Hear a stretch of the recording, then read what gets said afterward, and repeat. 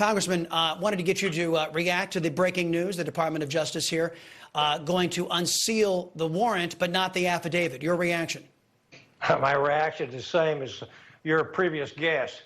And it is absolutely no surprise that Merrick Garland had signed off on this. It was going to come out, so he had to fess up. And then to hear the quote of Merrick Garland, who could have been on the Supreme Court, thank God he's not. Merrick Garland says he wants to see the law applied evenly. All Americans are entitled to even-handed application of the law, due process, and presumption of innocence.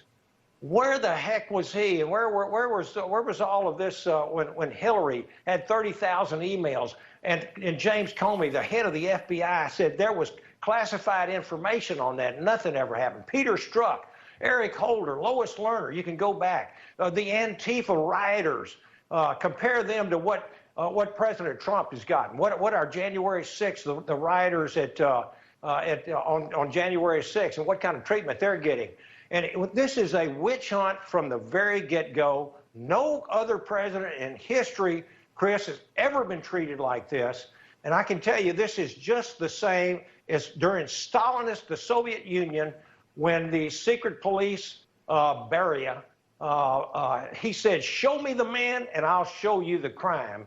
They are out to get this president because they know that he is an enormous threat to the elite and the powers that be in this country, and they don't want him to run again. And I can tell you they will stop at nothing to do so.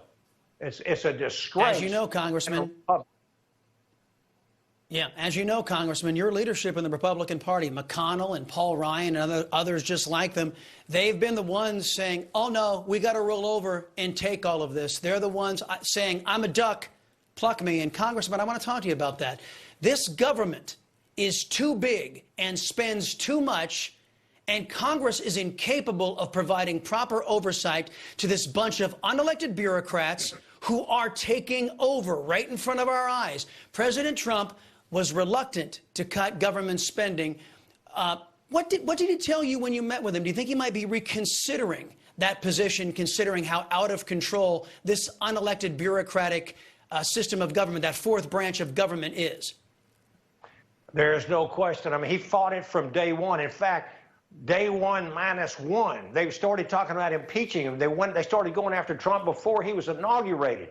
5.5 years the man has been attacked, just relentlessly, and everything they have accused him of has turned out to be a hoax and fake news. And there's nothing different here. We had a great meeting with him with the Republican Study Committee. Going up to his golf club in New Jersey. We had a good dinner. The man was energized. He was upbeat. He was fired up to lead our country out of this self-inflicted disaster that we're seeing by the Biden administration. And I can tell you that we urged him to really think very seriously about coming out. And he had lots of support in that room. And I can tell you this, too, Chris.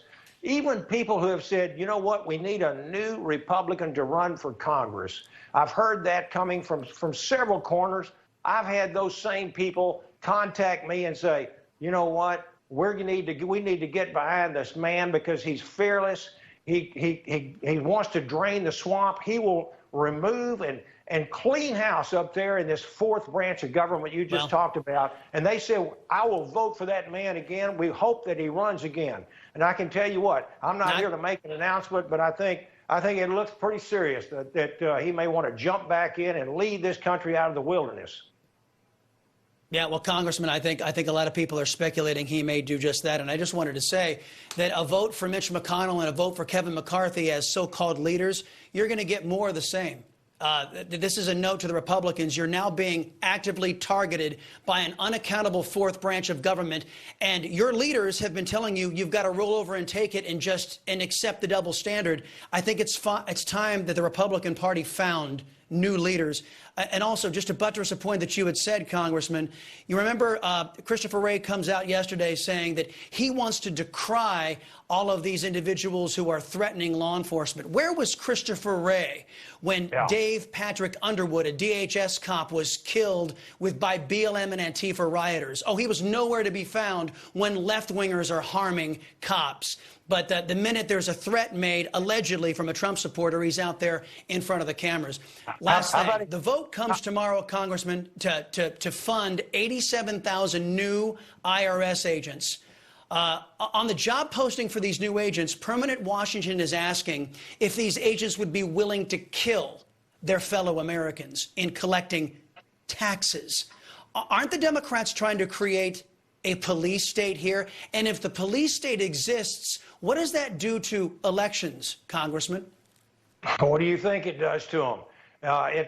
It reduces everybody's confidence in the election process here. No one would trust the outcome. No one would trust the results. And the peaceful transfer of power would absolutely be in great jeopardy.